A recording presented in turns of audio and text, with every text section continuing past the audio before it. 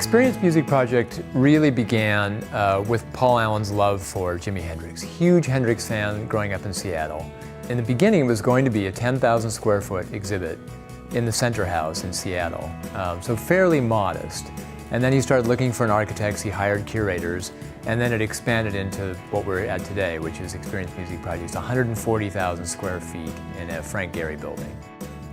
We have, exhibits, but also it's a chance for the visitor himself or herself to make music. So putting instruments in their hands, allowing them to sing, allowing them to play drums, allowing them to make music with other people.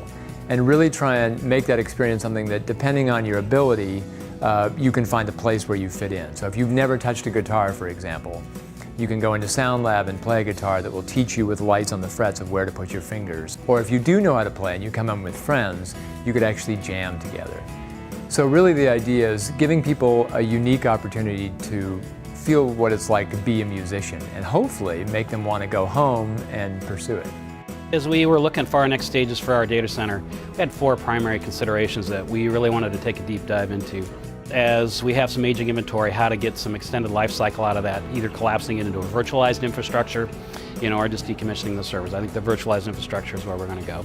To allow us to have some greater flexibility with disaster recovery and business continuance, to be able to have very powerful infrastructure that we can share through some of that same virtualization technology.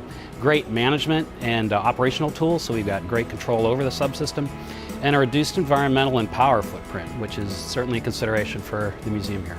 As we looked at that, we also looked at who the local partners could be to help us either specify the right gear and to help us actually get it in and configure it appropriately. And we found a great partner with a local HP reseller. It was just extraordinary. There's power concerns. We'll definitely be able to minimize our power footprint as well as just space.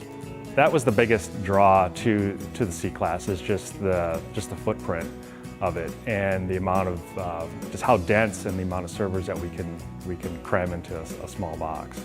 It's probably the coolest piece of equipment that we have. It's small, it's totally resilient. It was amazing. The first thing that blew my mind is just the ILO. To be able to build a server anywhere from my desk or even at home if I wanted to remotely, rather than sitting in a data center for 2 hours, that's the thing I like the best.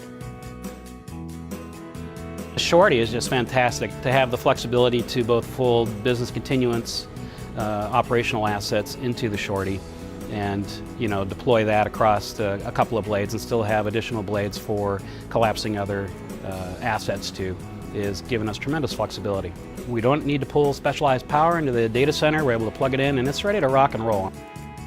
This is a tremendous music and science fiction museum, and I think even from a science fiction's perspective, certainly the Enterprise and some of the computers of yore, we're actually seeing that on the streets today, and I think the Shorty is a great opportunity for us to leverage some of that power. These systems have to be up all day, every day, around the clock, and they get a lot of play, a lot of people touching, a lot of people playing.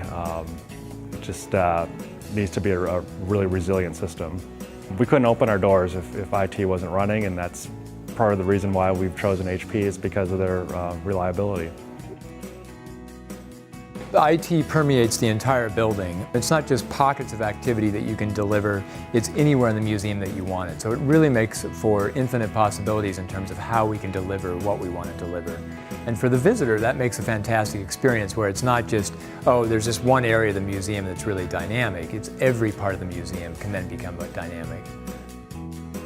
We're serving 400,000 visitors a year. By having HP backing it up, that helps us feel confident that they're going to have a great experience.